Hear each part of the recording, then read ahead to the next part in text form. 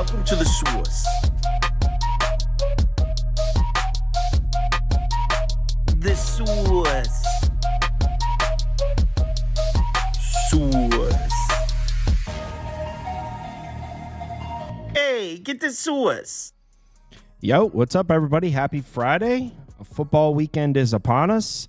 Hope you all had a nice Thursday. I lost a couple of bets. You know what? I should have only lost one bet. I bet Texas State. It was 0.75 units. It was a great game. Came down to the wire. Obviously, Texas State fumbled in their own territory at the end. But that came down to the wire. It was a fun game to watch. I could have lived with that. 0.75 units, whatever. I didn't bet the Dolphins because if you watch, I was like, I don't really like it. I like the Dolphin side. For some reason, I don't know if I got conned into it, but for some reason, I live bet the Dolphins plus 11.5 about 7 minutes before Tua got his 19th concussion. So I ended up losing almost 2 units yesterday because I live bet the Dolphins plus 11. I don't know why the hell I did that. I didn't even really like the Dolphins like that. So instead of having a fun night where I lost 0.75 units watching a great game, I lost almost 2 units because I live bet the Dolphins. Child, please. So we'll see if Chris is able to make it. If not, Toast will hop in and we'll start doing baseball in a few minutes.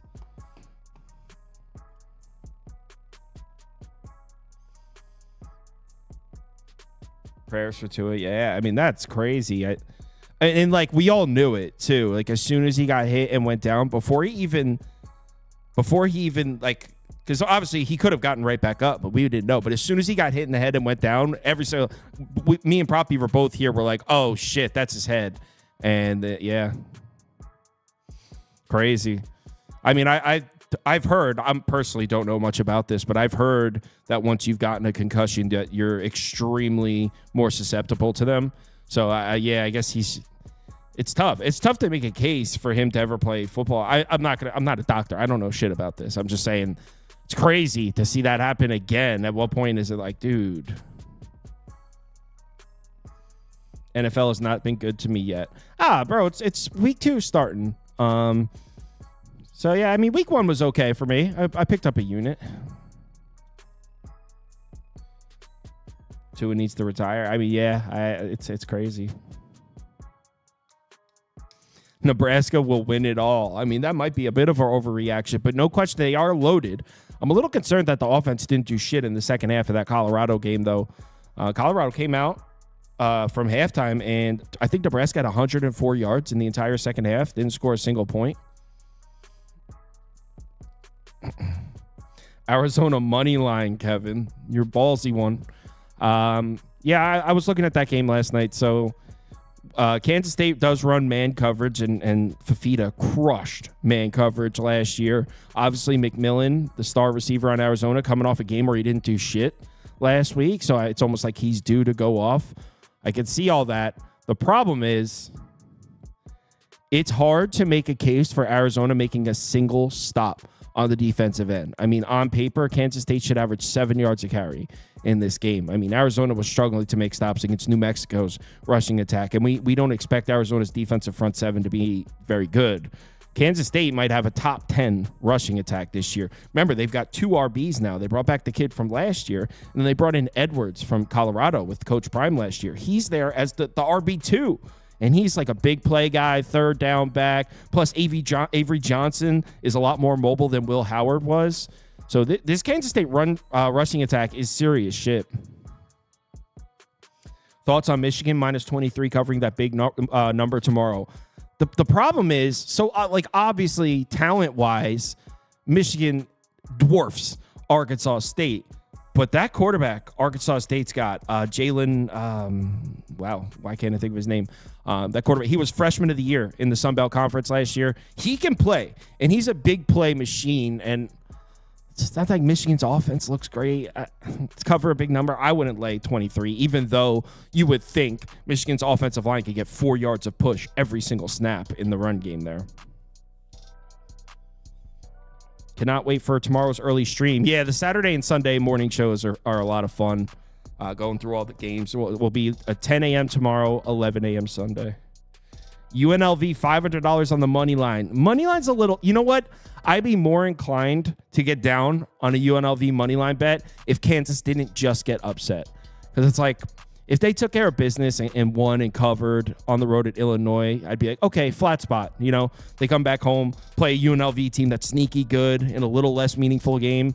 I can get with that. The fact that they just got upset, but I mean, I'm on UNLV, but I money line's a tough ask.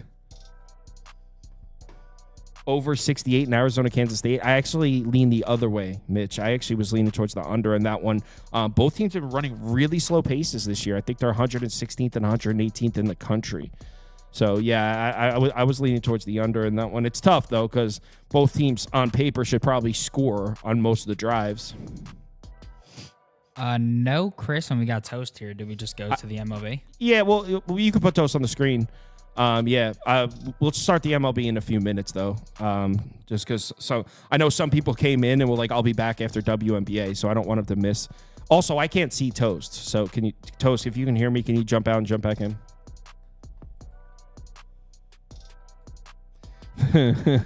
I'm staying away from Michigan as a favorite for the foreseeable future. They're basically Iowa with the worst punter. Iowa's that's a low blow, bro. Don't call them Iowa. That's low. But I mean, yeah, the offense looks tough to trust. I'll give you that. K-State line moves to 6.5. Yeah, I saw 6.5s open. I haven't bet that one yet. I like Kansas State because it's hard to bet against a team that you think is going to run for 6-7 yards a carry and should.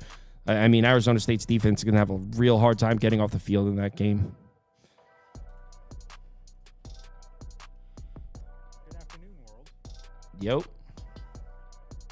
Take this opportunity to introduce everybody to my new dog. Oh, shit. Manny. Good afternoon, Manny. You got him. He looks like a cool dude. He looks happy. Oh, he's a happy guy. He just had some Fruity Pebbles from Reese. So. Fruity Pebbles. Damn, right? All the nutrition a dog needs. Fruity Pebbles. I told my wife that means, look at us. You know, he's just loving life. Boston Beckley says, Kyle, I really liked your coverage of the Cowboys games. I don't know why I'm so nervous to take -6.5 with Dallas. Well, honestly, I don't think it's crazy to say that Derek Carr is able to make plays on the Cowboys defense. By no means will I be taking the Saints because, I mean, the Cowboys really might rip it up. Dak Prescott at home last year was like the best quarterback ever. 22 touchdowns, 3 interceptions. He had like a 120 average passer rating at home. So Dak Prescott in that building goes off, and the Saints secondary might even be without Lattimore at corner. So I don't know who's covering CeeDee Lamb. On paper, the Cowboys should score 1 billion points. But Derek Carr looked good last week. I know it was against the Panthers, but this is a guy who gets the ball out quick. He plays better against teams with pass rushes. So I wouldn't be surprised if that's a little bit of a shootout and the Saints go touchdown for touchdown with Dallas for a little bit. So I took the Cowboys team total over and the over in the game. I feel like that's a little safer than laying the 6.5 personally. They said they can't hear Toast. They can't hear Toast. Why? Maybe he does sound a little quieter than usual.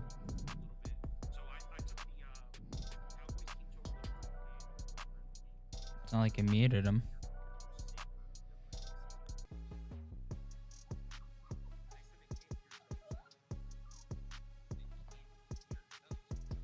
Check now. I guess I turned my mic up a little bit. Now it sounds a little closer. We can see the levels. Talk again, Toast. What's going on, everybody? Oh, it's super quiet. Oh, damn. It's super quiet. That's why. But it's coming in. Oh, so why is this? Oh, so you must accidentally turn that way down. Turn it all the way up. All the way up. Now go, Toast. Check. Mic There we check, go. 1, 2. We're yeah, good. Sorry, I don't know why the hell that was. You probably accidentally What the clicked it. That fuck? shit. That said. I was gonna say. I thought it was my mic because sometimes it does that. No, Oh, it's sorry, on. folks. All right. So, do we want to wait for 3:45? We'll take questions for a few more minutes. What's up? Who's got questions? Because I think people are planning for MLB to start at 3:45, and I don't want to start without them. So what else? What do you guys want to talk about? We could talk about global politics. Oh, you want to have a global politics discussion? Yeah, we could talk about economic global politics. Yeah, around we could talk election about time. tariffs. Around election time, we're having a Sauce Network debate. Me versus Prop Beaver. He's taking the liberal side. I'm taking the conservative side. We're going to go at it. It makes you feel dong.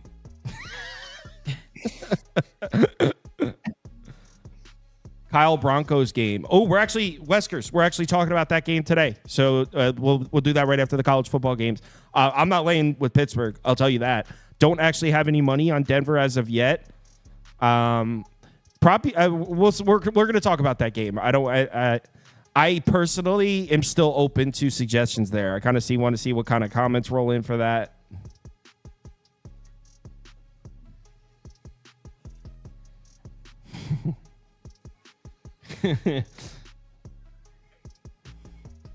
Kansas State line on the move. Yeah, someone was saying that there were 6.5 slashing. Saints Kubiak hire was the best of the offseason. You know what? Prop Beaver kind of called that too. He said that. He said he really liked Kubiak, and the reason was the Saints were one of the worst, if not the worst, offense in football in terms of getting their weapons the ball in space. They were, I believe, 32nd in yards after catch, 32nd in yak, and they bring in Kubiak, who was the pass game coordinator for Shanahan in San Francisco. They're the Yak Kings over there. So, yes. and it's not like the Saints don't have weapons, like Olave, Kamara. That guy Shaheed can play. So the Saints have some weapons. They just couldn't get them the ball in space. So Kubiak might have been the perfect hire. Yeah, and then props to Prop Beaver because he did say that in the offseason. He said that could work. And it's week one, but it's certainly it's one game against arguably one of the bottom 3 defenses in football. I saw... did you see someone tweeted it out that the Panthers to win the Super Bowl was plus 38,000, which was the highest odds in recorded history of a team in week 2. So if you go by betting odds, the Panthers are the worst football team in week 2 we've ever seen. Boy.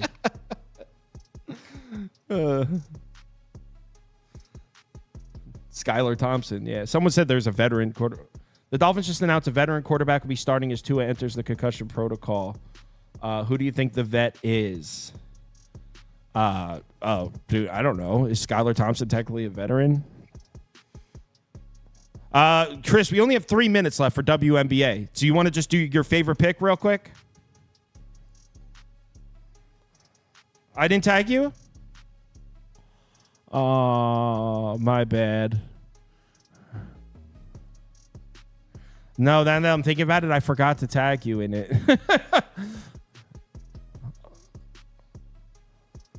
Yeah, so we'll do a speed round because we're starting MLB in 2 minutes. So we're going to do a speed round. No polls or anything, Prop Beaver. Just we'll go through. First up, Aces or Fever? Under. Again, under. We took under the last time. Yeah, they got a good matchup for Caitlin Clark. So Jackie Young will be on her again. Aces last game, 4-game road trip. Under 178.5. Under 178.5. Next game. Chicago Sky, 13 points on the road. Minnesota? Pass. I'm not touching that game. Pass sounds good. Not touching that with a 10-foot pole. No. All right. Seattle on the road in Dallas, 10.5. Over. 174? Over. Second leg of a back-to-back. It seemed like, I think it's moved like 5 or 6 points, but Dallas second leg of a back-to-back. Historically bad defense. This is worse than Mike D'Antoni when he had James Harden and they weren't even trying to score. Yep. Play any defense. So over. All right, so under in the Fever, over in the Storm Wings. Next, Washington at Atlanta, 4-point line. Washington, first half, the money maker, baby. Yeah. I think 16-3-1 against the number. These two teams, whoever wins, will have because when Chicago loses to Minnesota tonight, the winner of this game will be in the 8th seed. So, yeah, definitely first half, but I like them on the full game. I played the first half +2 for Washington. First half, Washington, they are automatic. And the last game? Connecticut, Phoenix, Mercury catching 9. Mercury haven't been playing great, though. 2-7-1 against the number. Continue to fade them. Kalia Copper, injury report. She didn't go through shoot around. Yeah, Connecticut should be able to handle business here. And I'm not a big Connecticut laying the points type player, but they're laying the point type better. But Connecticut should get the win. I think the alternative is team total under. I think it's 74.5 for Phoenix. I'm not sure how they get to 65 points, honestly, if Kalia Copper's not playing. The offensive metrics with her on the floor versus off the floor, like a -15. So There you go. All right, Chris. Thanks for the rapid fire. Absolutely. Football weekends are crazy for me. I get it. Not bad at all. You guys have a good one, man. Later, Chris. All right. All right, let's talk some seam. Toast, yesterday a comment came in. He says, yesterday's show, sometimes Kyle needs to zip it and let Toast talk. Kyle's the type of baseball fan that watches baseball only in the playoffs. Toast is the type of a guy that will watch a 20-minute video about a guy's slider. Just be quiet, Kyle, and let Toast cook. Wow. For that, I'm talking more.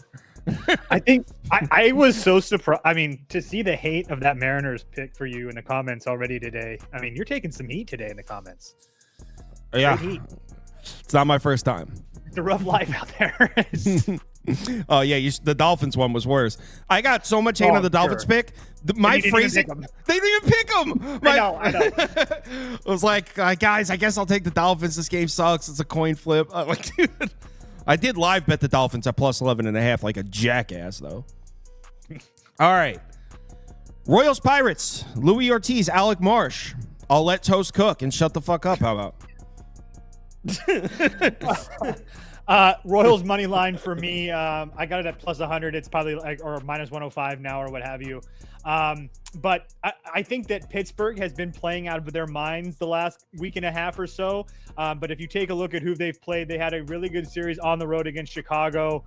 Good for them. And then they come home and then they played Washington and Miami in back-to-back series. So they've looking really good. But to get this Kansas City team at a plus price I will give you that.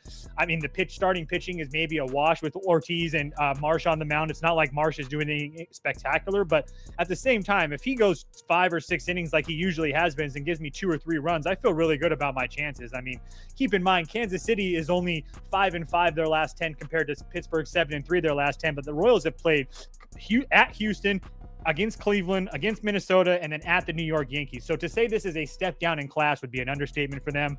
I don't understand this line, and I'm not going to pass it up just because it doesn't make sense to me. I'm tired of doing that. And I mean, it seems like every time I pass, it seems to be an easy winner. So I took Kansas City at plus 105 or whatever it was.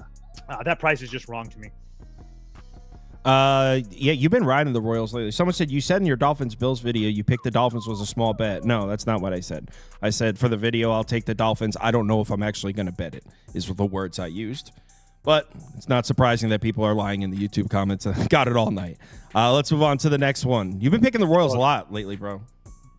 Yeah, man. I mean, they're paying out for me. It's kind of hard. I mean, 5, 6, 7, 8. Yeah, they're 6-8. Or sorry, 6-2 their last 8. So I didn't touch them during the Cleveland series, but yeah. Next up, Baltimore, Detroit. The Discord likes this game. They were talking about it for a while last night. You weren't even in there. It was I think they're all on. I think it's like Benji, Shipley. I think they're all on Detroit team total over here. Yeah. This is a pure pass for me. Let me see who's even starting for Detroit. I don't even know. They've been going not back and forth. Brant Herter. Yeah. So he's their. This is a pure pass for me, guys. I don't trust Zach Eflin on the road to save my life. I understand that he's been over his last 7 starts. He's been pretty damn decent. But again, this Tigers team continues to find ways to win while the Baltimore team continues to find ways to lose. So it would be Detroit or pass for me. I don't mind a team total at all. Their bats seem to be working just fine. Especially over the last week or so, 2, 7, 11, 9, 2, 6, 4, 5. So they are scoring runs. There's no question about that. So like I said, I passed, but it'd only be Detroit if I'm looking that way. Someone said Toast looks like he cooks a mean brisket. You know what? I'm not. If you knew Toast, you knew that there's no less person least likely to be cooking a brisket than Toast. Toast probably doesn't know how to turn the stove on in his own kitchen. I swear to God. Next. Okay. All right. Why did you get married? To cook your own meals? No. Next up. It's Grimace. Oh. You already know what it is. I do. I've already bet him. Grimace. Yeah. So first of all, I mean, you're getting this Mets team that's you can't even say they're playing above their head right now, because this is just what they've been over the last 2 or 3 months. 8-2 their last 10, 15-5 their last 20. Again, continuing find ways to win. Quintana on the other hand, couple decent starts against Philly this year on the road. Again, nothing special, just under 9 innings, 5 total runs, 10 hits, a couple strikeouts, nothing spectacular. But at the same time, this Phillies team isn't scoring runs to save their life. I know that they're going to get Kyle Schwarber back in the lineup today after that little elbow issue that he had. But even if they have, which they do, is confirm that Schwarber's in the lineup, that's cool. And I love Weston Wilson. I think that he's going to be a very good baseball player. But Weston Wilson, Bryson Stott, Kennedy, and Rojas, that's a very weak bottom half of that Phillies lineup. It's not the long, deep lineup that you're used to having. Not to mention the fact JT Realmuto is coming back in his first game back. Schwarber is his first game back as well. So I'm not in a position where I feel like those guys are really going to do damage. And if they do, so be it. It is what it is. I hope that no one's yelling Schwarber bombs at me. But at the same time, to get the Mets at plus 140 with a full team, I mean, it just doesn't make sense. This price makes no sense to me. I mean, I understand that Aaron Nola his name holds a little cachet, but I mean, two of his last 3 starts against the Mets going back to 2023, he hasn't pitched well at all. So I think everybody remembers his 9-inning shutout performance earlier this year. I don't think that there's a chance in hell he does that. His last 3 home starts, he's had Washington, Houston, and Atlanta. I would argue this is a pretty big step up in class for Mr. Nola. Not to mention the fact that both bullpens are essentially rested and ready to go with the days off yesterday. I like the way that the Mets bullpen is performing a lot more than I like the way that the Phillies bullpen is performing personally. So, I thought that plus 140 was just an absolutely egregious price. So there's no question I'm on the Mets today. Yeah, Mets up, man. Mets at plus 135, the hottest team in baseball right now. Yeah, there's not even a question. Next up, the Mets probably do have the best record of baseball in the last 2 months. We talked about this. I think they do. Probably. Someone said Quintana is not a bet on pitcher. What's the Mets record in his last 10 starts? I mean, Well, that's the issue, is that he's had a couple of losses, but he hasn't pitched bad either. So, I mean, actually, the Mets, they've won 2 in a row, but before that, they lost a bunch in a row in August. So maybe Quintana is the pitcher on the Mets that you don't bet, but the Mets just keep winning. Marlins, Nats, Cabrera, DJ Hers. Ugh, God damn. Yeah, exactly. It's Marlins or pass. There's just no way I'm paying this price with the Nationals with DJ Hers on the mound. I will give you that Hers has pitched pretty damn well this season. As a whole, I mean, I know that he's only 3-7, but a 3.82 ERA is pretty damn solid. My issue is he hasn't really performed as well at home as he has on the road. Again, we're kind of splitting hairs a little bit here, but when you're talking about a Nationals team that is currently minus 150-ish on the money line, and you're getting Edward Cabrera, who has over his last 7 starts. I mean, no one's really talking about him because he plays for Miami, but he's kind of back to his old self. He had 1 blow-up starting in Philadelphia, but against Atlanta, Arizona, San Diego, the Giants, and Philadelphia again. I mean, he's looked really good. I mean, like I said, he got throttled by Philadelphia, came back against them at home and went 7 innings, only gave up 3 hits and no runs. So I expect Cabrera to pitch well here today. In Miami, again, it's hard to get with Miami, but it's a huge plus price. But again, I didn't bet this, but there's no way in hell I lay that juice with the Nats. Marlins are actually top 10 lineup against righties in the last 30 days. Yeah.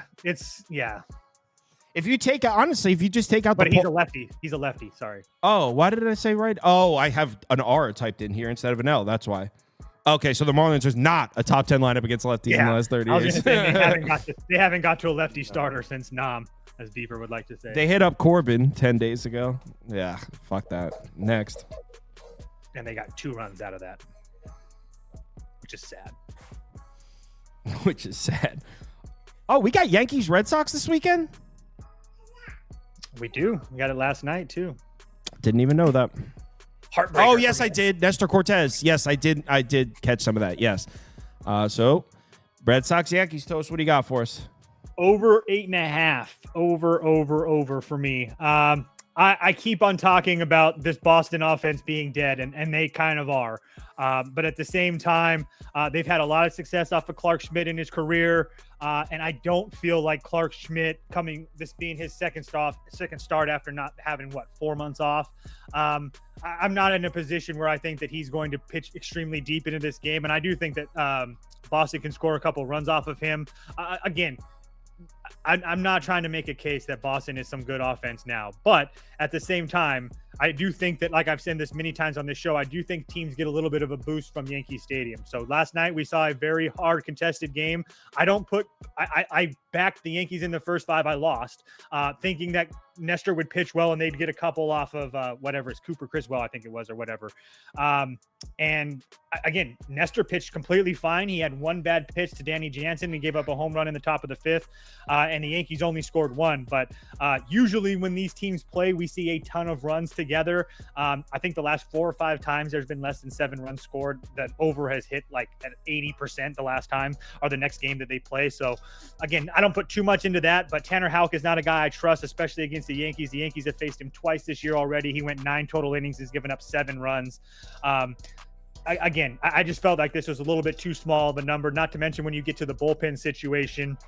The Boston bullpen, Jansen, Martin, Slayton, all went back-to-back days.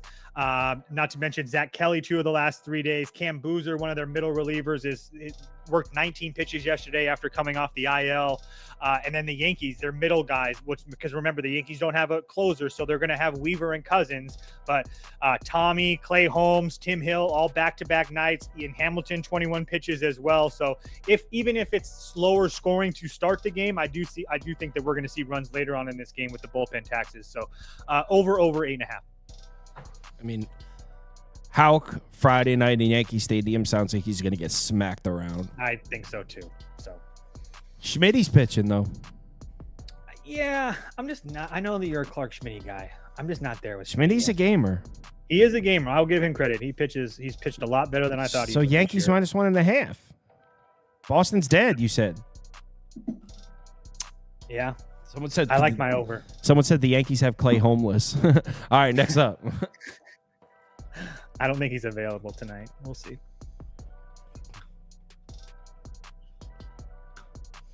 Fetty, Gosman in Toronto. Cards, Blue Jays. Oof.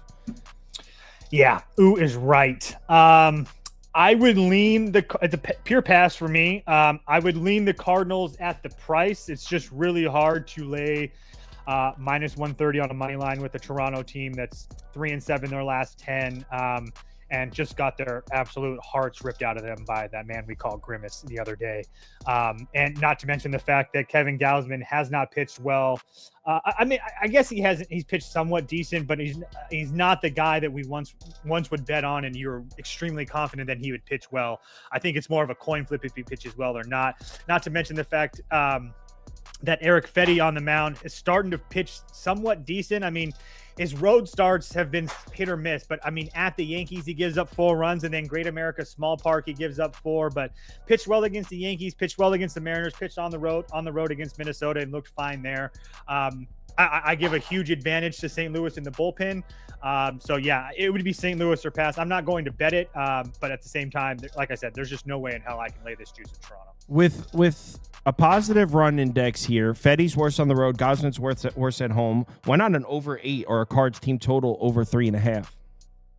I couldn't argue that. I just felt it's over 8 and it's juice to the under, so I kind of thought that maybe I was missing something, to be dead honest with you. Cards team total over 3.5 sounds cool, but I mean, I didn't look at it or anything. I mean, I wouldn't. I mean, with that Toronto bullpen, I mean, anything is possible. Someone goes, Kyle, can you let Toast talk, please? Jeez. Next up. Tampa on the road in Cleveland. Someone just said something funny about this game, and I said funny because I thought they were joking, but I'm gonna scroll up. Boston Beckley. Kyle, bet on Cleveland. Kyle, bet on Cleveland today. Ben Lively is 6-1 following a game where he was struck by the ball off a bat. Free pick, easy lock.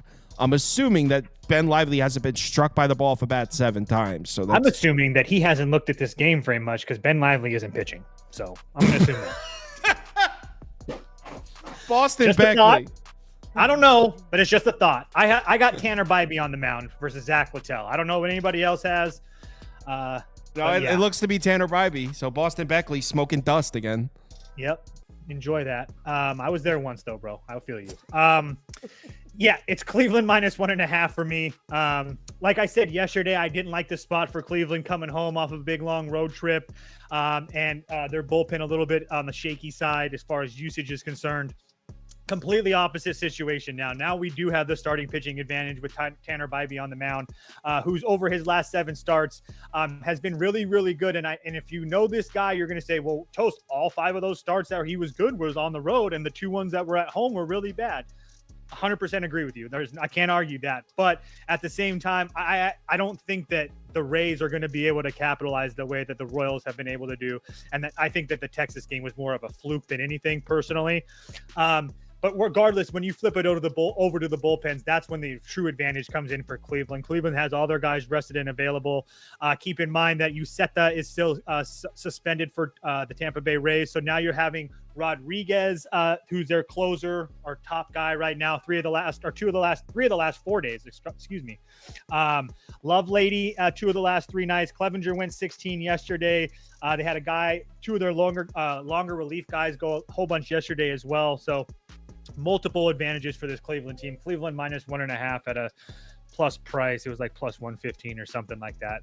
That's the only way I play it. When Cleveland wins, they usually win by 2 or more. So especially at home. So Cleveland -1.5 at plus 125. Laying 1.5 with the home team in a game with the totals at 7.5, though. If the Rays score 3, you might be fucked here. They're not scoring 3. So Rays team total under 2.5 then. Right. Is it 2.5? I mean, it's got to be. The total's at 7. All right. Next up.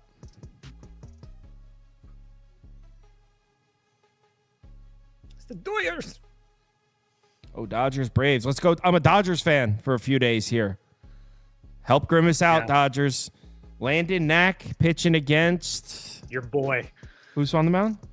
Schwelly. Oh, not Schwell. I know. Your boy.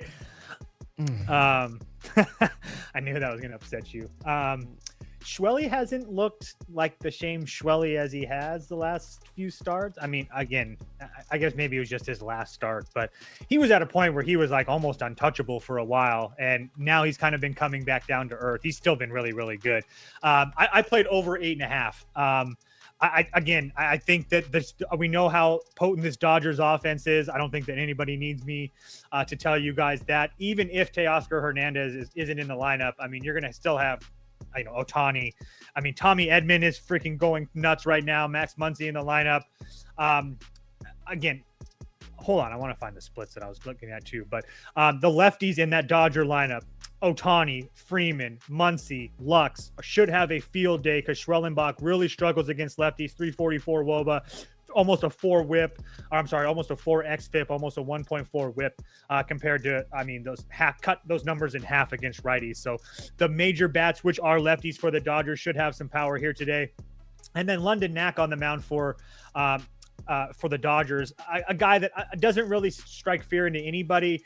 Kind of struggles against righty bats, and he's going to see a whole bunch of righty bats in the lineup today. Only Michael Harris and Matt Olson are the lefties you have to worry about. So you're going to see 7 right-handed bats in the lineup today.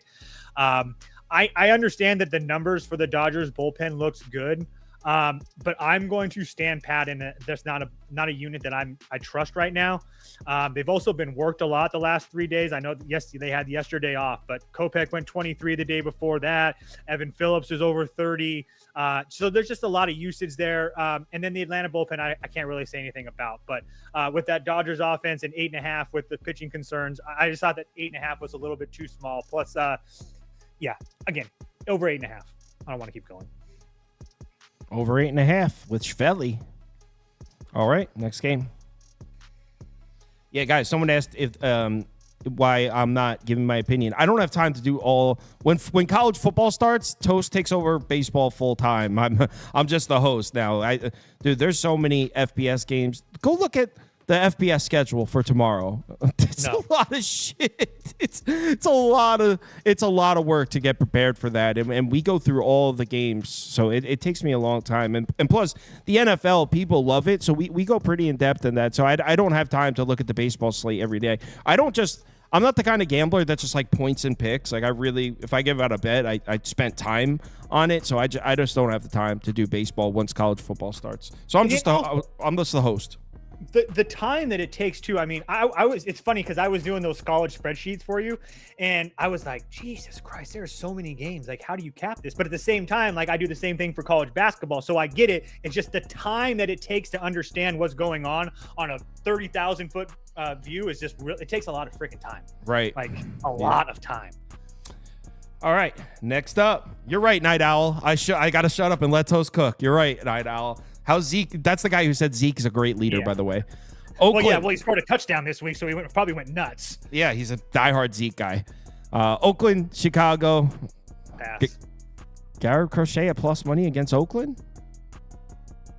Okay, he says pass. Pass it is. We can talk about it a little bit. I'm good. Yeah, I was going to say Brady Basso's on the mound for Oakland. Yeah, it's just really hard to get there. So, again, over, I guess, maybe. I didn't want to even look at this game, seriously. All right, cool. I'm down with that. Reds Twins. Aguilar against Bailey Ober. This is a Reds program, guys. Reds money line, plus 190. I mean, at that price, it's kind of hard to argue with it, but... Yep. Pure play on the number for me. This is a Cincinnati Reds bullpen day. Everybody's fresh, rested, available to go. Aguilar is probably going to go 3, maybe 4 innings. I just want Minnesota to prove it to me. Minnesota is not a team that it should be laying this big of a number. Do they have a starting pitching advantage? Absolutely. Is Bailey Ober a better starting pitcher? I'm not going to argue that. But what I will say is that he's been much more dominant, I feel like, on the road than he has been at home, in my personal opinion. His last couple of home starts looked really good against Toronto. Atlanta throttled him, and he looked pretty decent against Cleveland.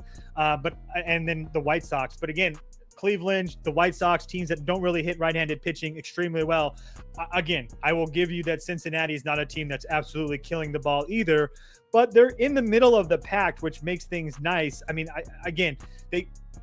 it's a pure play on the number. Again, I don't want to start saying things that this kind of ends up being bullshit. But my point being is that I don't feel like the Reds offense and the Twins offense, I don't feel like the gap is that big. I mean, you got a Twins offense that's 23rd in OPS, WRC plus, and WOBA over the last 14 days. I mean, they're barely scoring runs. I mean, they had a couple of blow-up games against the Angels, but before that, I mean, they scored 2 against the Angels, 0-2, 0-4, 4, 1-5. I mean, this team's not scoring runs right now, and now they're going to see, 6 different arms in that Reds bullpen. So as long as just one of these guys, in my opinion, as long as just one of these guys from the Reds don't get absolutely obliterated, at best, this is a coin flip going into the later innings. And at plus money, I'm more than willing to take my chances. So yeah, I put a half a unit on the Reds money line. People in the comments are with it. Noah Carter says Reds money line. Jerry Dave says under. TWD's crazy ass is on the Reds. Fat Mike is on. Fat Mike. Yeah, you got some support in the comments. You got some support in the comments from Fat Mike, bro. You're good. Let's go to the next one. Scoop, no one's calling you. Oh, now they're saying Toast is talking too much. So yeah. Welcome to the internet, guys. Next up. Can't win them all. Assad in Coors Field. Sounds like a crime scene. I didn't expect that. Call the cops. Call the cops. I guess the Cubs. I really want to play the Rockies. I can't because they're coming home from a East Coast road trip. They did have a day off, which I don't really love. I will say that Austin Gomber has been somewhat formidable over his last 7 starts. Again, nothing to go run to the window with, but I mean, wait, the Rockies didn't have a day off. They didn't? I thought they had the day off. No, the Cubs had a day off. That sucks. Oh. Yeah. Well, either way, it's just a hard spot with coming home from that road trip anyway. I also, the fact that Assad's pitched in Coors Field also kind of helps. I think the Cubs win this game. The price is a little bit sketchy to me though. I guess it's gone up. What is it? 140. What is it right now? 147. Yeah. It's just a little bit too much risk for me. But I do think the Cubs win. They've been playing really well. I mean, obviously we saw what they did in LA, and to lose a game when you score 8 runs. I mean, it's kind of hard not to back them here. But again, Not returning from the road trip though. No way. Yeah, exactly. That's where it's just like, it's for me. It's just like I said, it's just a pass. I want to bet the Cubs, but I don't want to bet the Cubs at a huge, minus 145 price and then be pissed off because they lose it in extras or something like that. Like, it is what it is. Here's Benji here. Benji says we're breathing too much. No, but Benji, wasn't that you that said you were on the Tigers team total over? Wasn't that you in the chat last night? Someone's on the whatever. Someone's on the Tigers team total over. I think it's him. All right, move on to the next one.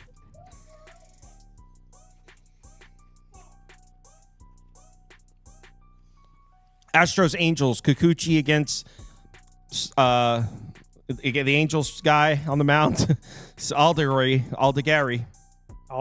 Yeah, I think that's how you say it. This is one of my favorite bets of the day. A little juicy, but Houston first 5 run line minus 125. Are you betting Houston run line every day now? Why do I feel like you're taking this every day? No, not at all. I only bet Houston once on the run line. I played them in a money line parlay the other day. Oh yeah. That's right. Nothing too crazy. And then I had the under in the Houston game yesterday, which was sweat free, because Framber was all the way back, which we know. But yeah, we're getting Houston after kind of an embarrassing homestand. They only went 3-3, but 2 of the losses to Oakland. I mean, again, they should have won those games. I mean, Brian Abreu comes in and throws 5 strikeouts over 2 extra innings, and then they let Hector Neris comes in and gives up literally 4 bunts in a row to lose the game for them. Now you have the Angels coming home from a road trip where they went to Texas and Minnesota. Again, they did have a day off, but I think that the starting pitching advantage is absolutely huge here. Not to mention the fact that we're getting Kikuchi after last year he faced this Angels team and got kind of hit up really hard. I think he's a completely different pitcher now, and this is kind of like a revenge spot for him. And the Houston Bats, again, they haven't been – it's really hard to – find a spot where I trust Houston, because it's like, okay, they have put up some runs over the last week and a half, but again, against this Arizona team, I mean, that scores a lot of runs, but I'm not in love with this Arizona pitching staff, at least right now. I know they have a lot of big names, and then Oakland at the same time. So I don't love the Houston offense as a whole, especially with is Altuve in the lineup today. I'm not really sure, but it doesn't really matter to me. I think he's going to play, but regardless, I think this Angels team is a really good spot to fade coming home from a road trip with essentially a rookie starter on the mound, with facing an Astros team that's really, really needing a win and this to start this road trip hot. So, yeah, Astros first 5 run line, back in Kikuchi here. Don't think that's a bad look. Next game. Oh, Steady Freddy. It's time for Steady Freddy. One last thing too. Houston versus starting left-handed pitching, very, very good. JP Sears, which is that under I talked about, nothing, but 4 off Montgomery, 5 off of Reagans, 5 off of Povich. So recently they've done pretty well against lefty starters. Sorry. What about Steady Freddy in Arizona in the desert? Soon as I saw this line, one of my first plays I made last night. Arizona team total over 3.5 minus 137. How is it 3.5 in the desert? Because the books were high when they dropped this line. It's at 4.5 now, so I apologize to anybody. I don't mind an over either. Over 8.5 would be fine as well. Again, I think both of these pitchers are pretty damn bad. I know that some people seem to think that Freddie Peralta is a good pitcher in this league. I promise you he's not. But I promise. But Steady regardless, Freddy, bro. Steady giving up, steady as in like 5 innings, 3 runs. I'll take that. Steady. Stay steady, Freddie. But again, I thought you're right. I didn't understand this number either. I guess that we're getting it because of the Freddie Peralta name, but I don't think if you're watching this show, you don't need me to tell you how hot this Arizona lineup has been over the last month. I mean, it's just been absolutely ridiculous. 3 months. Yeah, that's true too. But I mean, it's just absolutely ridiculous. Literally over the last 30 days, number 1 in WRC plus, OPS, and WOBA. Over the full season, they're number 2 in all those categories. At home, they're number 1 in every single one of those categories, 14, 30, full season. The Arizona lineup is just absolutely crushing everybody right now.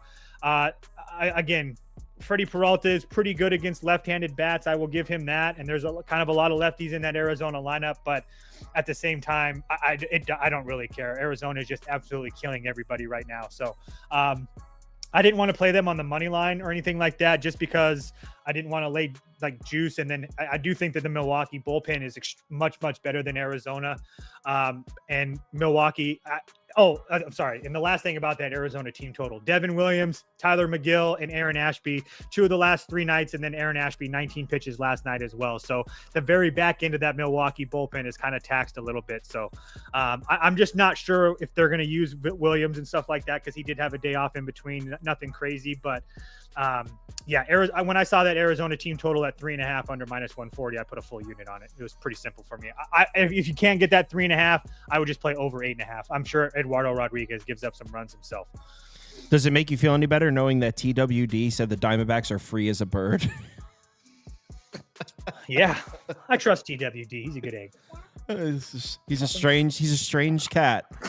It's a strange duck out there. Next game. Yeah, 5-second rule. It's all good. DeGrom-ination. Damn right. How many Damn innings? right. How many outs? 6?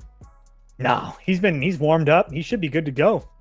He's had Mariners easy money. Texas first 5-run line plus 100. I'm dead serious when I say this. I was already on the fence that the Mariners are dead. Last night, I forget who used to say this. Oh, Jay, stick a fork in the Mariners right now. Because after that loss in the extra innings, in the late innings last night, I don't know how you're Seattle and you get up for this game, especially if Jacob deGrom comes out and starts pitching zeros. Again, I think Emerson Hancock is starting for the Mariners. Yes, I have Hancock. Sure. Yeah. So again, I really like Emerson Hancock. I think he's going to be a solid arm in this league. I think he's behind probably the best rotation in Major League Baseball over the course of the year. So he's not getting a lot of run. But because of that, he's coming in out of the PCL and stuff. So hard to think that he pitches extremely well here today. Not to mention the fact that the Rangers over the last 10 games are starting to have somewhat of a pulse here. They've had a couple clunkers. There's no question about that. But over their last 10 games, they're 6-4, and 2 of those losses were against the Diamondbacks, where their pitching just extremely let up 20 runs total in those 2 games. So when their pitching doesn't let them down, especially over the last 2 weeks, I know that the Rangers have been terrible, but over the last couple of weeks, if their pitching doesn't let them down, Texas has been winning ball games. And I don't think that DeGrom's going to let them down against the Mariners offense that we already know can't hit in the first place. So as long as DeGrom gives me 3 or 4 innings, I'll be fine if they bring in somebody like Walter Pennington or Jose Urania. I'm good with that. Give me 1 or 2 innings of Urania or Pennington with DeGrom. I'll take my chances. So Texas first 5-run line plus 100. There's no question about it. Yeah, this is a Mariner spot. Everyone's going to be betting Texas. Dude hasn't pitched in 10 years. Please bet the Mariners. Do it. I mean, when you phrase it like a dare. Plus 110, bro. Free. Let me just glance at the odds. Let's glance at the. I would lie to you. Let's see if I can snipe a plus 115. If I can snipe a plus 115. Yeah. Okay. It's the principle about just feeling like I stole some value. I'll tell you what. You like that plus 115. You're gonna love the plus 350 after the 4th inning when they're down 3-1. So just remember that. Yeah, why don't you because Texas is just gonna offense. Yeah, plus 115 on Caesars. I'll throw a few dollars. Next game. This is as the world turns, ladies and gentlemen. This is Sauce back-to-back days off of a loss, backing the Seattle Dead Mariners. Well, I got shafted last night. Pause. Next up. Do you know it took me like 5 minutes to understand what that freaking pause thing meant? It means you said something. Yeah, I know. I had to look it up online. It pissed me off. I hate that. Yeah, I don't know where it came from either. Plus 115 on the Mariners. Doing it. I'm in. All right, what's next? Padres, Giants, Logan Webb. Dylan deceased. Is he Dylan deceased or is he Dylan deceased tonight? I mean, the Giants kind of make it hard, but can't sit up here with a straight face and tell you that Dylan Cease is pitching well right now. Definitely can't do that. So I don't like the fact that we just saw this matchup like 5 days ago or whatever it was, like, and neither one of these two pitchers looked very well. So it leads me to believe that we get a Logan Webb bounce back spot after getting absolutely shafted against Miami at home, where usually he pitches extremely well. Previous to that Miami start, his previous 3 starts at home, 14-21. So 22 total innings against the White Sox, Braves, and the Tigers. Only 3 runs. So hard time for me to be 1 second, dude. Hard time for me to believe that Logan Webb is going to pitch bad here tonight. And then Dylan Cease on the mound, like I just said, average at best, 5-6 innings, giving you 2 or 3 run or 3-run baseball, average at best, and doesn't really have a great history against San Francisco. Nothing crazy bad, but nothing special either. So I lean under with the bullpens being rested and ready to go. San Diego had the day off yesterday, and San Francisco didn't really use anybody besides Camille Doval, which is actually probably a positive thing for the under if he's not pitching tonight, because he's just been so bad. So with both bullpens rested and available, and with these guys both seeing each other, I lean under.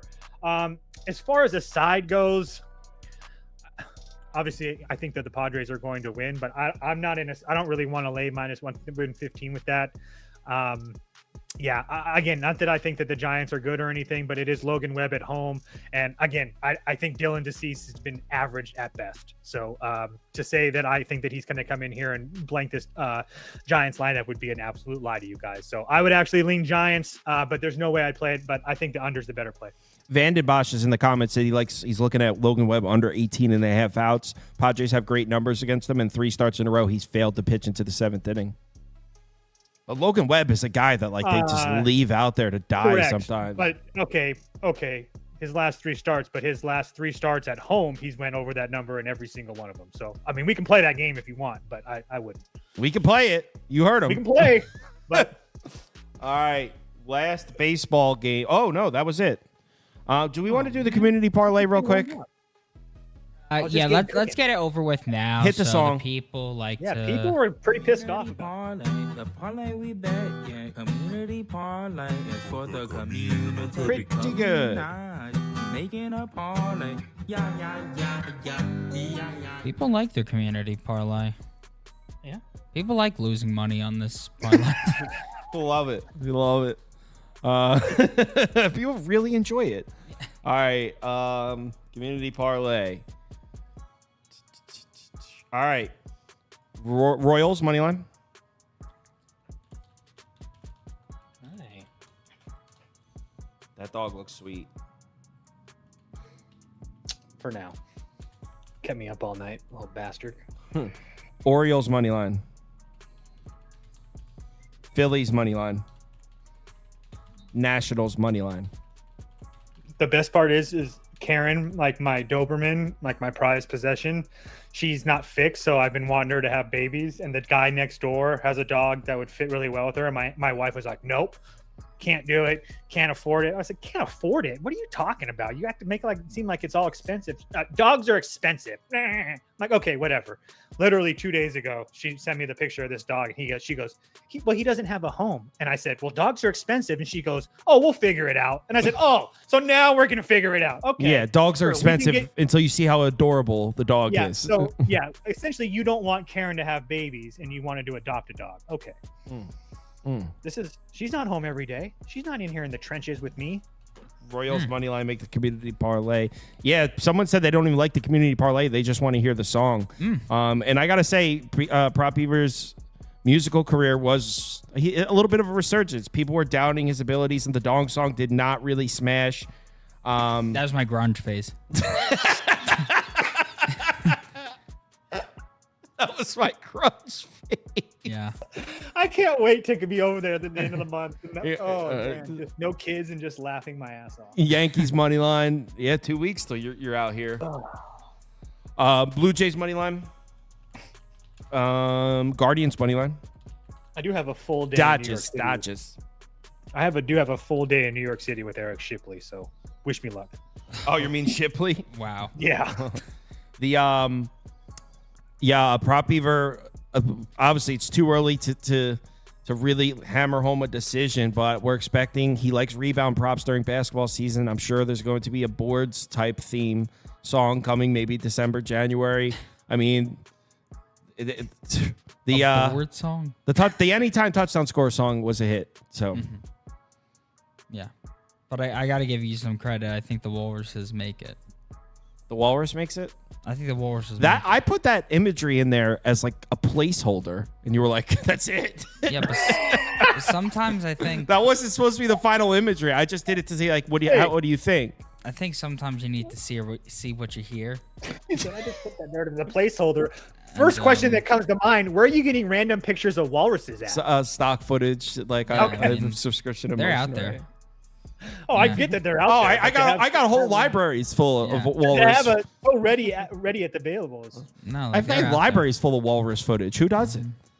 All right, next I up. clicked the wrong box on the sauce one, and there's some so old random pictures, like one of Dina, one of your random friends. Like, I was like, where did I just click? What?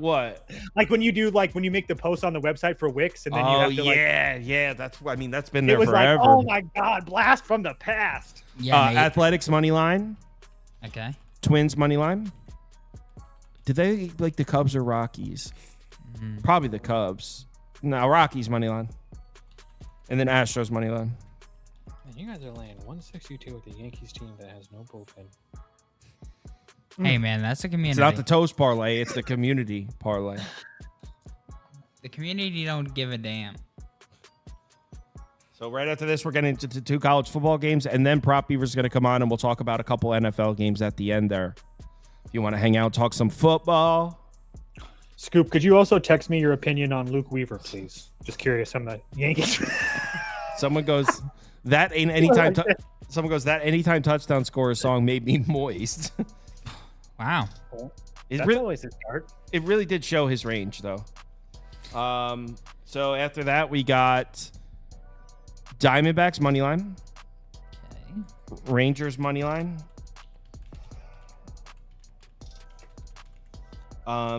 Let me see one. The Giants or Padres. 1 second. Padres money line, and then for the second place one, put the Dodgers. A lot of people vote for the Dodgers.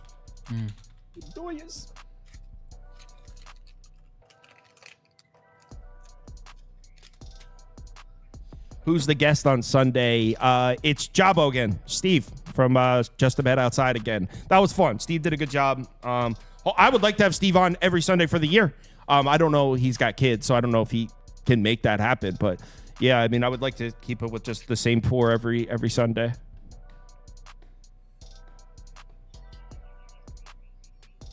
Kyle, I'm telling you, Saints +6, says Fat Mike, who, by the way, clarified that he is not fat and his name is not Mike earlier. Wow. That's his alias. Neither.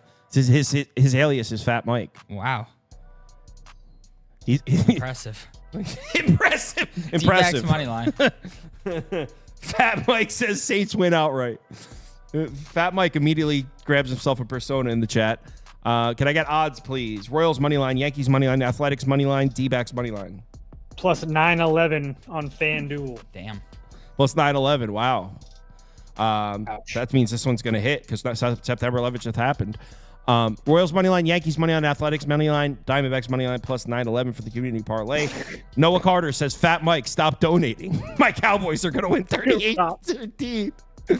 All right, let's talk college ball.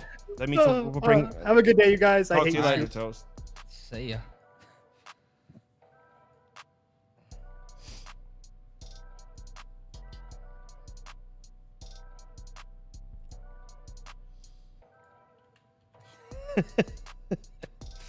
Someone says, not fat, not Mike, not Saints +5. Oh, shit. All right. I was saying that he needs to do an emo version of a song now. He's like, the community, I need a board. I'm getting yelled at in the Discord. I could see an emo song coming out. We're going hardcore, like, I need a board, and just going fucking crazy. I like how he went with a more romantic R&B feel to the touchdown score song. But anyway, Let's talk. Oh, I need my brother Andy to speak a little louder. you or know, something. your mic's super quiet again. I'm sorry, I've had it down. Whoa, It's still quiet as not hell. even close. Well, then fix me. What do you mean fix you? You sound like Well, you're you just you sound full like you're on- fucking Dude, no, it's speaking not, in the bro. ants You're universe. whispering me to me in bed right now.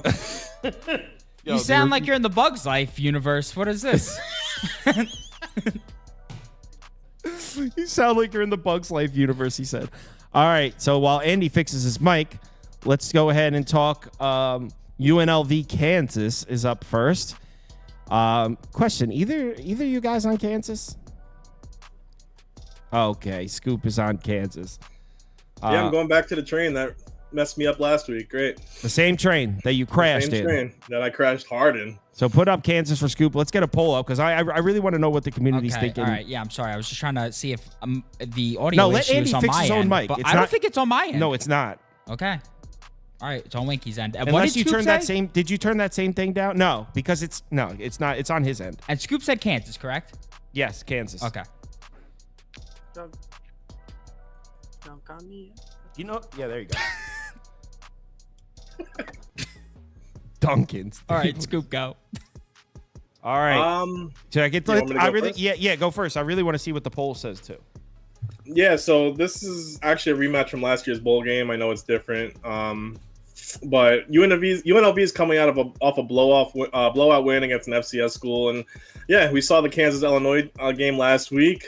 Listen, I think Kansas is going to pull this out with their playmakers. UNLV hasn't been tested defensively. I don't count Houston. I think they're terrible. So they haven't been challenged by, an offense like Kansas who can run the ball really well and spread the ball around. I think they're going to have problems here. I know, listen, Jalen Daniels has been awful the first 2 weeks of the season. He did great in 2022, all Big Ten, and now since the back injury, he's looked shaky. But Devin Neal's still a great running back, should find some room. He's still got over 100 yards against Illinois. Feel like he can do that again here. I also still love Dotson and Bryan in the secondary. I feel like there's just too much talent here for Kansas to have back-to-back duds on offense. UNLV's passing defense can definitely be taken advantage of. They weren't great last year. Jalen Daniels, I think, finds some 2022 magic here. I think Daniels is going to be fine. Now, I know I got this game with Kansas laying 7 earlier in the week. I know it went down to 6.5 at one point.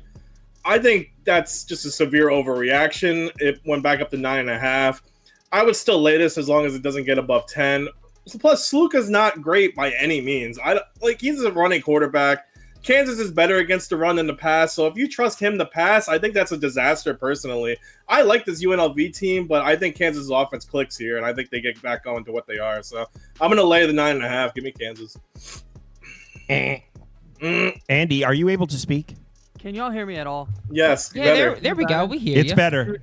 I don't know why I have to turn it It's off. still like a and on. little quiet, but it's not that quiet. It's like it's almost. He's a I mean, meek guy in the first Perfect. place. Yeah. Though. All right, Alright, Andy, what do you like in this? Yeah, I'm leaning UNLV here. The line movement has confused the hell out of me in this game, but I think that we learned during college basketball season that UNLV sporting events tend to have that trend happen. Their lines are very odd. But yeah, I think that this team can just run it as much as they want. I thought Illinois didn't need to, right? Altmaier is a guy who can throw. Saluka hasn't proven that yet, so I'm not gonna bank on him throwing the ball much in this one, but he was really good at it at Holy Cross. So if they need him to throw, I think he's capable. But this is one of the best rushing groups in the country in terms of they have a top 2 that is great. The depth there is great. They're running all over teams right now. Obviously, we saw what they did to Houston. Although when we talk about the Houston game tomorrow, we're gonna see that there were kind of some things in there where Houston just kind of made a lot of mistakes in that game, which is why it was so ugly. But overall, I just think this team's really good offensively on the run. And also Kansas, we talked about, they are really good at the flashy positions. They're not great at the line of scrimmage, and that was why they lost to Illinois. And UNLV's a pretty strong team at those on those lines. So this is the one I feel more comfortably about. Than the next game, I'm more of a fan type perspective because I really don't know how to feel about it, and I'm curious how Scoop does. But for this one, I just think this line got too high. Yeah, I did bet UNLV. I don't love it. Kind of frustrated about these primetime games because there's a few bets tomorrow that I really like. But yeah, the Texas State last night, which I bet, small 0.75 units. Then you have this game here, and I hate that I might go into Saturday with a bunch of bets I like down 1.5 units for the week, which sucks. But I do think this is the right side, and obviously, as Andy mentioned, I don't think you need a sales pitch on why UNLV should be able to run the ball here. Kansas had a terrible run defense last year, and they lost most of the pieces in their defensive front. So this run defense, at the very least, is going to be, at the very most, is going to be what it was last year, which was bad. This wasn't a good run defense last year. It's a lot of new pieces there. So UNLV is coming in here with possibly a top 25 rushing attack. Seriously. I've heard some people say UNLV has a chance to be ranked in the top 25 by the end of this season. Not saying they will be. I'm just saying that in some circles they are talked about that highly. Certainly the rushing attack deserves to be in the discussion amongst the best rushing attacks in the country. So UNLV is going to run the football here. That's not a question. On the other side, look, I'm willing to agree with Scoop that Jalen Daniels isn't this bad. Like, of course not. He looks terrible. Last week against Illinois, he threw 3 picks. He really looked bad. I'm with that. Like, there's no way he's that bad. But isn't it possible that maybe he doesn't look as good without Kolnacki, who's now at Penn State? Remember, the offensive coordinator's gone. Also, Kansas lost 3 starters on the offensive line. 2 of them were all conference. They lost 3 starters on the offensive line. 2 of them all conference. So 2 of their best their 2 best offensive linemen from last year are gone. Yeah, you bring back Jalen Daniels. You bring back Devin Neal. You bring back 3 of the top 4 wide receivers. It looks good on paper. You look at it like, oh, everyone's back. But the offensive coordinator is gone. The guy who was calling the plays. And 3 starters on the offensive line. So maybe this Kansas offense just isn't as good as it was last year. And if you're not going to see an explosive passing attack from Kansas here, which maybe you will, I don't know. But if you're not going to see it, and I don't think Jalen Daniels has given us any reason to trust it being there, there's no reason they're laying this big of a number. UNLV is going to be able to run the ball. Look, it's shaping up to be an extremely public dog here. And the line moved from 9 up to 9.5. I mean, no question, there's sharp action coming in on Kansas. Professional bettors like Kansas here, keeping this number all the way up there.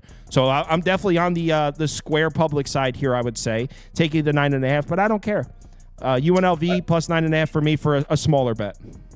I'm more trusting Daniels isn't this bad, like you said.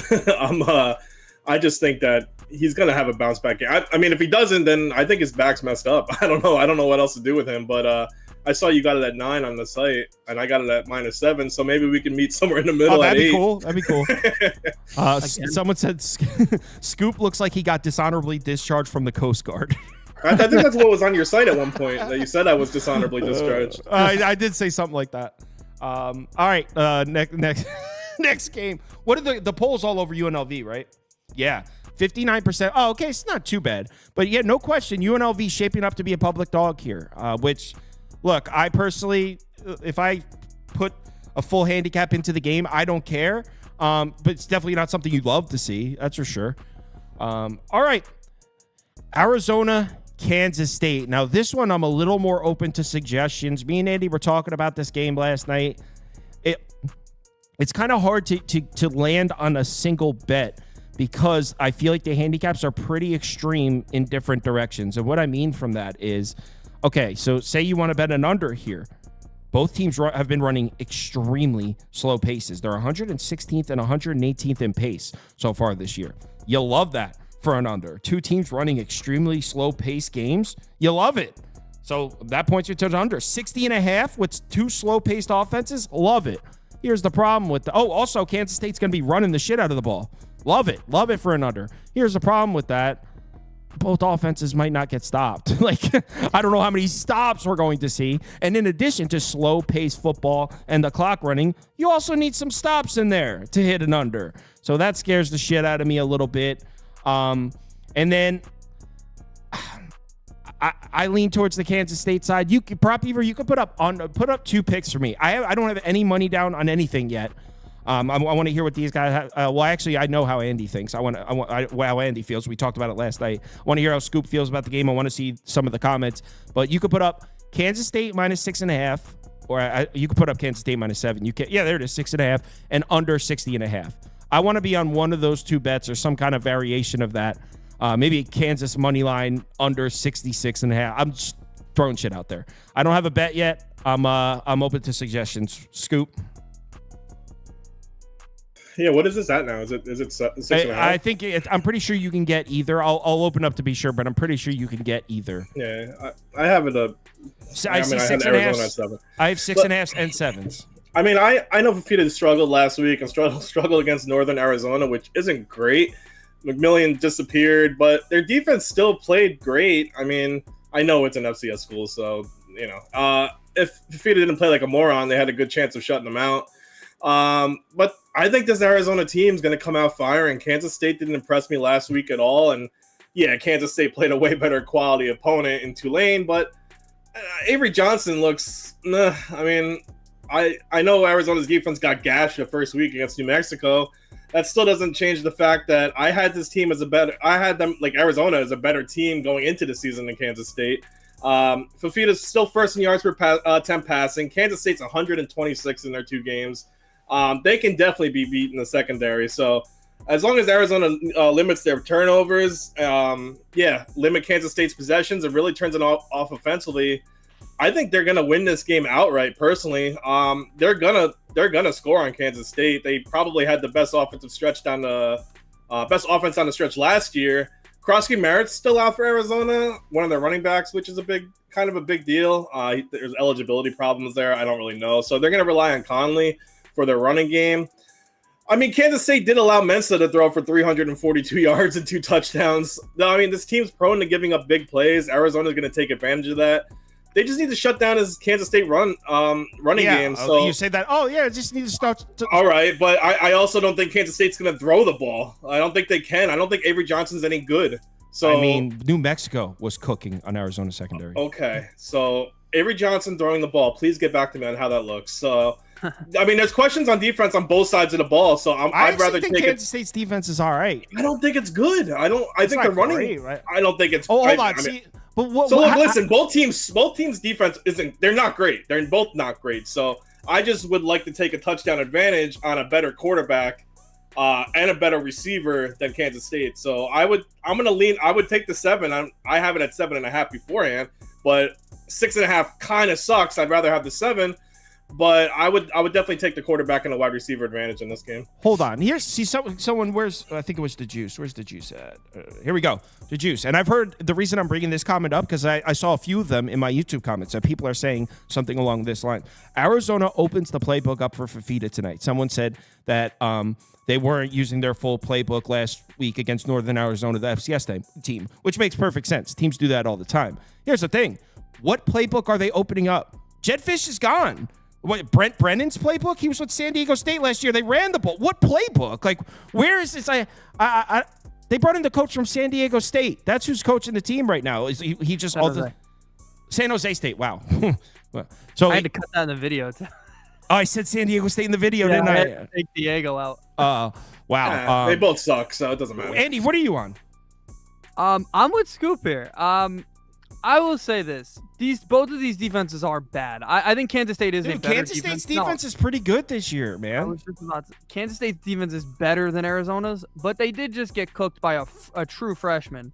And now you know how I am on Fafita. I think he's one of the best quarterbacks in the country, and they are holding him back a little bit. I think Brent Brennan's kind of maybe starting to feel comfortable with him. Last week, I don't take that game into consideration at all. That was a clear sleep spot. You're playing. Who was it? Northern Arizona. That's a why even show up for that game? But in week 1, they were cooking New Mexico, and I know it's New Mexico, blah, blah, blah, but they looked like last year's Arizona offense. They could just get back to that, and obviously a clear primetime game. They're going to be awake for it. That's fine. But that's not the side that I'm worried about when it comes to Arizona. The side that I'm worried about is the defense. This is a one-dimensional Kansas State team, in my opinion. Their running game is obviously going to take them as far as they can go, and I think that Arizona can get just enough done defensively that this is going to be like a 38-31. Arizona's not going to get shit done defensively. I think I don't know about that. I think they can get enough done. I don't think either defense is going to have what you can call a good night, but it's going to come down to who has the ball last. And I like to think that the better quarterback can get that done. And if Kansas State has to throw the ball tonight, they're screwed because they have a kid in a I understand it's a home game. In a primetime game, who has not had to prove he can throw the ball, that is a disaster situation. Do you know that Kansas State has a top 25 ranked defense on most advanced metrics, and they were the 14th ranked secondary enter it? Dude, Kansas State's defense is on a whole nother level than Arizona. Like, whole nother level. Then Arizona's defense, yes, but they're facing one of the best offenses in the country. That's my point. Are they ever going to stop Arizona? How many stops are they going to get tonight? What, 1 or 2? What? I think I think it's literally going to come down to who has the ball last. I want the better quarterback in that type of game. I think the over would be a good play tonight, although I am a little afraid of the fact that Kansas State does run the ball. I hate taking overs with teams that run the ball, and I like the under. I heard what you. I'm not taking the over because I don't trust Avery Johnson. What's his fucking name? Avery Johnson. Yeah, to throw the ball. I mean, I just don't. So. All right, I'm taking the. I think. What if I went Kansas State money line and teased unders? I don't know. I don't. The game feels too coin flipping for me to actually. I don't think there's a lot of betting value here. This is just a really good game, but it's a really tough game to gauge. All right, let's move on to the next. Let's move on to some NFL. Scoop, Andy, have yourselves a good night. We'll see you guys in the morning for the 10 a.m. to kickoff. We got 28 games lined up for tomorrow morning show. 28 we'll be going through. So if you're 10 a.m. Eastern time to kickoff, if you want to come hear us go through it, be cool. Right now, Prop Beavers are going to come on. We're going to do a couple NFL games. Oh, yeah. Yeah, Tulane is a tough ass, man. That's a tough spot to go play defense at Tulane. Someone said, thank you guys for taking Kansas and Arizona, pounding UNLV and Kansas State. Those are the 2 picks I took, my brother. Well, thank you, Kyle. Some people like have it in their head, like, I'm going to do this fade narrative, and even if it doesn't fit, I'll just type it. Thank you for giving out solid plays. You're a good man. All right, where's my thing? Dude, the injury situation in this game has made things a bit weird now. If you look, the Jaguars now don't have a active free safety, a single active free safety. So there's that. Well, I mean, does it move the needle? Well, see, here's the thing. Deshaun Watson last week looked so awful, so disgraceful, so embarrassing. On paper, no, it shouldn't move the needle. But if you look at what Kevin Stefanski and what the Browns want to do, theoretically, yeah, it should move the needle because the Browns do want to pass the ball deep. I mean, Deshaun Watson, when he played last year, was one of the highest passers in ADOT. They do want to throw the ball deep. They did acquire Jerry Jeudy in the offseason. They do have Amari Cooper. They do have talented wide receivers. And on top of that, Tyson Campbell is out for this game with no free safeties. So, I mean, honestly, you mentioned it before, kind of in like jest, but the total drop from 44.5 down to 41.5. Is an over really that crazy in this game if with the injuries to the secondary? Like, no, I mean, I now that it's down at 41.5, I'd probably lean that way. But overall, I don't think there's any reason to try and be extra sneaky and take Cleveland here. Put up the poll, please. I'd like to see how the people feel. Yeah, you start off here. Yeah, so I do have a bet in this game. It's one of my smaller NFL bets, but I did lay the 3. I got a Jacksonville -3 at -105. Whatever. I honestly, right after I placed it, Savage was ruled out too. So Jacksonville's now missing 2 members of their secondary, as Prop Beaver was just saying. I honestly, I don't want to say I don't care, but I really don't know if Deshaun Watson can play at this level right now. I'm not a Deshaun Watson hater or anything, by the way. I had Cleveland moneyline in week 1. What we saw from Jacksonville last week, and you don't want to overreact to 1 week, but they ran the football. That's number 1. Trevor Lawrence looked good. I know that they lost the game. They only scored 17 points, and maybe on the surface, it doesn't look like he played that well. He played pretty well, man. He had the 8th highest passer rating in the entire NFL. Keep in mind, if Travis Etienne doesn't fumble the ball into the end zone, they win, and they open the season off with a road win against Miami, and we're having an entirely different discussion. If Travis Etienne doesn't fumble that ball into the end zone, Jacksonville's laying 4.5 here. So that fumble might be buying us a 1.5.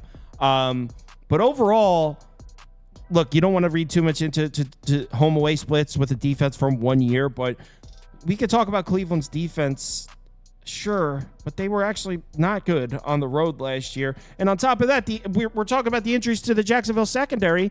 Myles Garrett and Zadarius Smith, neither of them have practiced yet this week. Did they practice today? When I looked earlier, so when I just looked at the ESPN thing, none of them had designations. All of them seemed like Garrett, they were good to I have go. it here. Myles Garrett and Zadarius Smith participated in their first practice of the week, limited. Yes, but then when on ESPN, Jedrick Wills was listed as out. So it seems as if like all the injury designations for Garrett, Tomlinson, Harris, and Zadarius Smith were all removed. So my assumption with that in place is that those guys are all going to be good to go, assuming those designations are lifted. And since Wills was gone from Q to O, that Wills is now going to be out. So now the Browns defensive line may be fully healthy, and Wills is going to be out. So, okay. There's positive angles for the Jags across the board. The Browns defense is on the road, right? The Browns defense, what is their weakness? Stopping the run. Jacksonville showed they could run last week. 4.9 yards per carry against Miami, who was a great run defense last year. Now, after that Buffalo game, it's got us thinking maybe Miami isn't quite as good against the run. But still, that's not like a bottom-tier run defense. We still expect them to be in the top half of the NFL. Maybe Jacksonville's able to run the ball a little bit this year. But the only angle I like for Cleveland is Deshaun Watson against Jacksonville's man coverage. The Jacksonville runs man coverage, actually, which is weird. It's almost the complete opposite of what they did last year. They ran a ton of zone last year, but now they bring in Nielsen, the defensive coordinator for the Falcons. They run more man. The Jags ran more man coverage in Week 1 than any other team in the NFL. Deshaun Watson actually had nice-looking numbers against man coverage last year. But here's the thing: do you really think Deshaun Watson? If you're a believer in Deshaun Watson, you bet the Browns here. You take the points because Jacksonville's going to run man coverage. Deshaun Watson had good numbers against man coverage last year. Jacksonville's missing pieces of the secondary. But if you don't trust Deshaun Watson to beat this favorable split, there's no reason to not take Jacksonville because there's the angles that point to them as well. And also, I think Jacksonville's pass rush might be improved this year. We didn't really see it last week, but that's partially because Tua gets the ball out so quick that we wouldn't even if Jacksonville's pass rush was improved this year, we wouldn't have seen it in that game. So I think Jacksonville, they have edge rushers. I like that pass rush to take a step forward.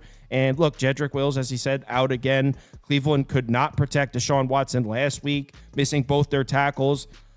Wills is out. Conklin's participating in light practice, but he hasn't played in a year now. So I don't trust them to keep Deshaun Watson. I don't necessarily trust them to keep Deshaun Watson protected even against Jacksonville. It's going to be super square. No question that there's some sharp money coming down on the other side, but it would only be Jacksonville for me here. Oi. Yeah. So I did not plan on taking this. Actually, I thought I was going to be on the over, but I thought that the Browns pass rush was going to be missing some guys here. They're not. So I think that's honestly what gets me over to the Cleveland side here. I feel like this line is this short for a reason. Honestly, we are still catching points here with a Cleveland team that was good enough to go to the playoffs.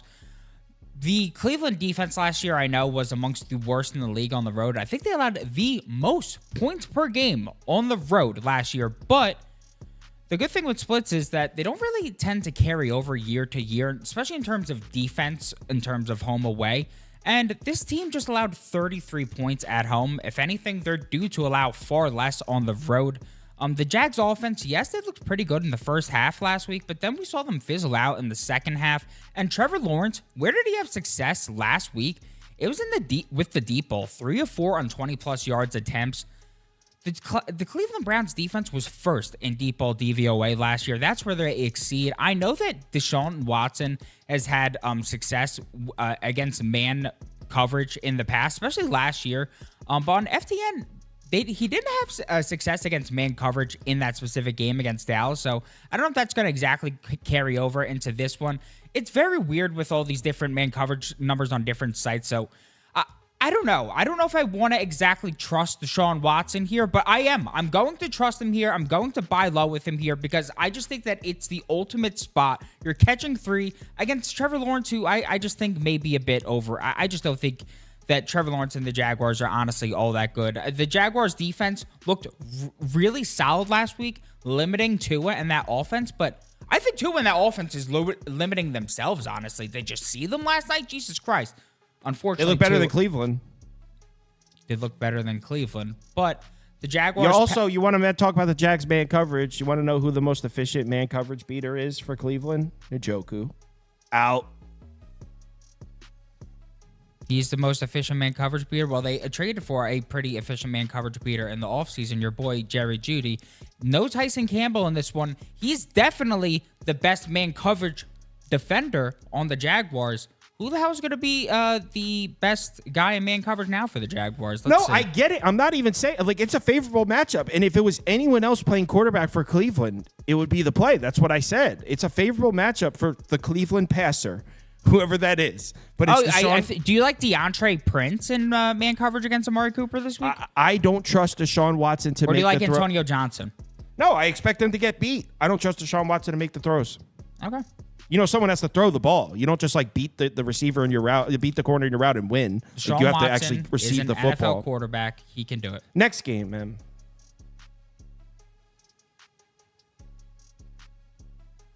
What's next? Rams Cardinals. This one, no questions. Sharp actually bought this one up. You could get Cardinals plus 2.5 early, like Sunday night or whenever it was. Good. Cardinals are now favored. Look, I get why there are some people that are big on this Cardinals team this year, and if you want to try to tell me that overall, top to bottom, the Cardinals and Rams are comparable rosters, I'll listen. I could hear that. I'd hear you out. And this is in Arizona. But the truth is, if we're talking, I'm going to need 3 points to take the Cardinals here at home. If we're talking about the Rams, first of all, the Rams own this franchise. They own stock in it. What are legal they, ownership? Yeah, what are they, 12-1 against the Cardinals in the last 13? I don't know. They're playing Monopoly out here. With the team. The Rams own this franchise, and this sucks because the entire planet's going to be betting the Rams. The people betting the Cardinals are going to be professional money, which that's not something you want to get in a habit of fading. But they own the Cardinals. They beat the Cardinals every single time, and there's a couple aspects. Number one, and this take is very ESPN-y, so chill. I mean, in reality, if we're talking about a close game, what quarterback do you trust to make the throw to get yourself into field goal range to kick it and win? I mean, it's Stafford by a billion miles. I trust Matt Stafford to make the play to kick the winning field goal. I'm not even saying that the Cardinals won't play him tough. I could see it, but I trust Matt Stafford to make the play to win the game at the end. But that's a very first take type of ESPN take. In reality, what I like is, seems like 1 week and we kind of all forgot. Well, I shouldn't say all forgot because we're pulling on the Rams, but we might have forgot how dynamic Kyren Williams in that Rams rushing attack was the second half of last year. They were one of the best rushing attacks in football with Kyren Williams. Yes, they opened up the season on the road in Detroit. That might be the toughest run defense in the NFL. So yes, they struggled to run the ball last week against the Lions. Nobody's going to be running the football on the Lions this year. It's just not going to happen. So now they go from Sunday Night Football against the best run defense in the NFL to a regular 1 p.m. slate, or this might be 4 p.m., but a regular Sunday afternoon slate against the worst run defense in the NFL. Kyren Williams is going to eat. And weren't you saying Kyren Williams went off against this team last year? That would be a brutal understatement, my friend. Let me pull up the numbers here. What Kyren Williams did to the Cardinals last year was it was rather disgusting. So where was it? Come on, god damn it, man. 180.5 yards per game, 8.62 yards per touch, and 3 touchdowns. Killed him. Yeah. Okay. You want me to keep going? I just thought too. you were going to keep going. Oh, okay. Yeah. So basically, there's a lot of things going wrong for the Rams in this one. Don't get it wrong. I mean, there's a reason that the books are pricing the Rams at +1 after owning this team. I mean, the offense has potentially 6 to 7 starters missing in this one. Nakua, Higbee, Alaric Johnson. That's their left tackle 1. Their left tackle 2 is out. Their left guard is out. Potentially their right guard. The right tackle is even questionable. I think he's going to go, but he's even questionable in this one. So there's a ton of people missing, but I mentioned it last week, and I'm gonna go 10 toes down on it. I think the Cardinals stink. I mean, the front seven is a joke. I know they looked, I guess, somewhat decent against the Bills, but I've been pretty vocal about the Bills' run game. I mean, this is a Bills' run game that under Joe Brady is averaging just 4.05 yards per carry. That's bottom 12 in football during that span. They're just simply not an efficient run game with Joe Brady. So I'm not impressed by the Cardinals really holding them to a low yards per carry. And yes, even if the Rams are missing that many linemen, Kyron Williams, if you cut the yards per touch in half, he would be averaging 4.4. That is still an effective rush attack against this Cardinals team. So I think they're going to be getting going. Sure, you don't have Puka Nacua, and yeah, they may be doing what they did against Dalton Kincaid last week, quadruple teaming Cooper Kupp. But you saw it last week. Stafford was actually looking towards other guys more than he has in the past and using those guys. You saw him getting it to Tyler Johnson, Kobe Parkinson. Who was the other character? Demarcus Robinson. I think that he's going to be able to move the ball quite effectively here against the Cardinals defense that, again, is amongst the worst in football. There just simply isn't much talent on this team. Sure, Josh Allen struggled a bit out of the gates last week, adjusting to a roster that was missing his top two targets from his previous 2 seasons. And honestly, a coordinator that he only had for half the season of his previous season. But you saw in the second half, he was racking up the points at will. This Cardinals defense is flat out awful, and I have no problem fading them for where McVay just tends to eat all the time. On top of that, the Rams defense, I was kind of shitting on them heading into this year due to the front seven having a complete and utter lack of experience. Did they put any pressure on Jared Goff? No, they didn't put any pressure on Jared Goff. But one thing I got to give him credit for is, you know what we say about Jared Goff? You have to put pressure on Jared Goff or you're cooked. They didn't put pressure on Jared Goff, and they still held him to a pretty mediocre effort. I mean, he only had like an 85 passer rating, only had like 218 yards. So for them to do that with majority clean pockets to Jared Goff, that says a lot about the secondary. It says a lot about the defensive effort. On top of that, they only held the Lions to 4.29 yards per carry before overtime. So for most of that game, they held the Lions in check. Only 17 points before 2 minutes. Before that 2-minute drive, had in the fourth quarter. So the Rams defense actually impressed me in that one. And again, 28 points on the board for the Cardinals. But guess what? Only 270 yards. Well, hold on. To take it a step further, not only did I see people in the comments, the Cardinals look good against the Bills defense. That's a little bit bullshit. I mean, not only did they only have 270 yards in the game, 203 of them came in the first 3 drives. They were up 17-3. They had 70 yards for really? They went up 17-3. The Bills fumbled on the first possession of the game, and the Cardinals went up 17-3. From that moment on in the second quarter, they had 70 yards of offense. They didn't do shit. I noticed that mainly all the yardage was Kyler Murray rushing. I mean, it was pretty much them getting 57 yards of Kyler Murray rushing and then 217 yards the entire rest of the offense. This is the Cardinals' drives from that point of the game on. Punt, fumble, field goal. That's a defensive touchdown. Wait, what is that? ESPN's bugging. Punt, downs. So from that point on in the game, after the Bills fumbled and the Cardinals got up 17-3 early, they did nothing. Yeah. And then whoever I can't scroll back all the way in the comments because you guys comment like crazy. Shout out y'all. But somebody commented Kobe Parkinson over receptions. I like that look. Shout out you. We'll definitely be looking at that. May honestly have that on the Sunday show. So that will also be a look. So yeah, we both like the Rams very much so. I wouldn't say very much so, but I'm on the Rams. I guess not very much. All right, next. I guess both of us being on it makes us like, you know the deal. All right, folks, full-blown shootout. Get very excited. 2 of the most creative offensive minds in the league battling it out.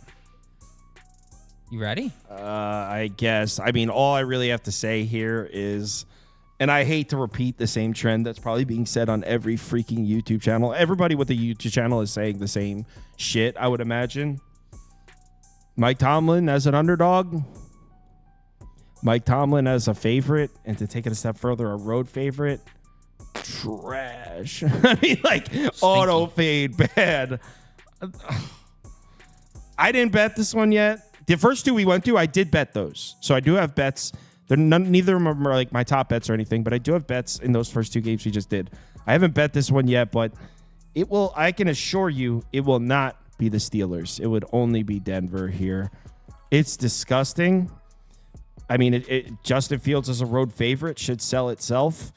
I know that the first thing that's going to hit your head, right, when you look at this matchup, and I know that because it's the first thing that hit my head as well. Bo Nix, rookie quarterback against the Steelers pass rush. 100%. That's a concern, right? TJ Watt looked like a madman last week. No question. I hear you. That's a valid concern. I couldn't look at the TV without seeing him on the screen. Yeah, he made every single play. But here's the thing.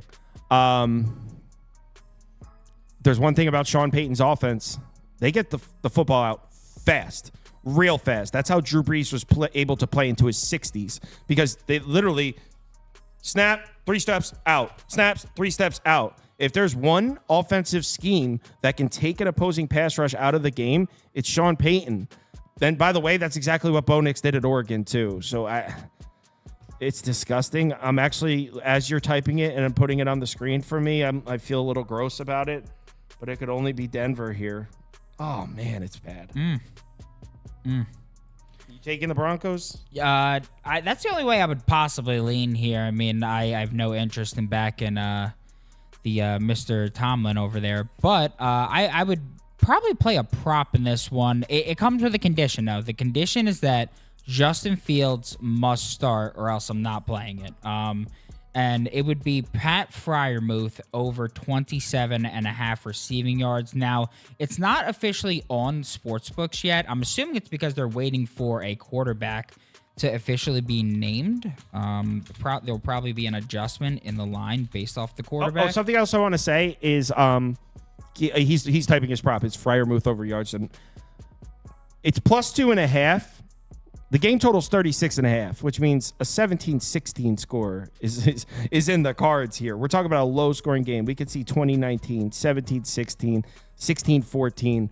+2.5 isn't shit. So it's not. I'm not even necessarily saying Denver's going to win. But 2.5 points is nice to have, especially when you're talking about a game with a 36.5 point total. So go ahead. Very good. So want to make this clear. Only if Justin Fields starting. My faith in Russell Wilson to take what is given to him and work within the structure of the play is somehow less than Justin Fields. So only if Fields is playing. And that's important part of this prop here because I expect the Steelers pass offense this year to be George Pickens or bust.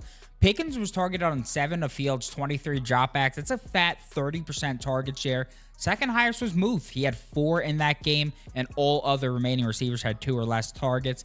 That was against a Falcons defense that operated out of an 83% zone share in week 1. That was 3rd highest in the league, and I was going to face a Broncos defense that had the 2nd highest man coverage rate last week. And Patrick Surtain, he's going to be shadowing, Pickens all game. I lost a tweet, but a source that I regularly go to for data said that Surtain was on Metcalf for 24 of Geno's 25 dropbacks last Sunday. If that's the case, Fields is going to have a mightily tough time getting the ball to Pickens, even as talented as Pickens is. Surtain just held DK to 3 catches for 29 yards on 4 targets, and Fields, he's a guy who loves his tight ends. Kmet was always his leading target in Chicago in 2022, and then in 2023, even when Moore came along, he was the 2nd leading receiver. We didn't really get to see it in week 1 because Noah Fant is trash, but the Broncos struggled mightily in 2023 against tight end. They were 32nd in DVOA, 25th in pass attempts per game, and 32nd in yards per game allowed. So I just think in a game where targets are going to be funneled away from Pickens, this is a game where Muth could shine at 27.5. We're not even asking this guy to be really good here. We're just asking him to be okay. So for 30-plus receiving yards here, essentially, I think this is some solid value. Someone said Mike Tomlin versus a rookie quarterback. Keep it simple. Steelers next. Does he even have a good record against rookie quarterbacks? Didn't C.J. Stroud dog walk him last year? But he said they lost to C.J. Stroud by 30 points, if I'm not mistaken. But all right. That's it. Like I said, I didn't bet this one yet, so I don't know. That probably ends up being a pass. Thank you very much for watching. Tomorrow morning, 10 a.m. In fact, I might go live at like 9:45 to take questions on some of the smaller games that you guys that we didn't have lined up. We do have 28 games lined up for the morning show. So yeah, we got 28 to get through. Everyone, have yourselves a great night. Let's hopefully we get UNLV. That's the only bet I have posted tonight. It's a smaller bet though. Tomorrow I have some bets I really like posted. So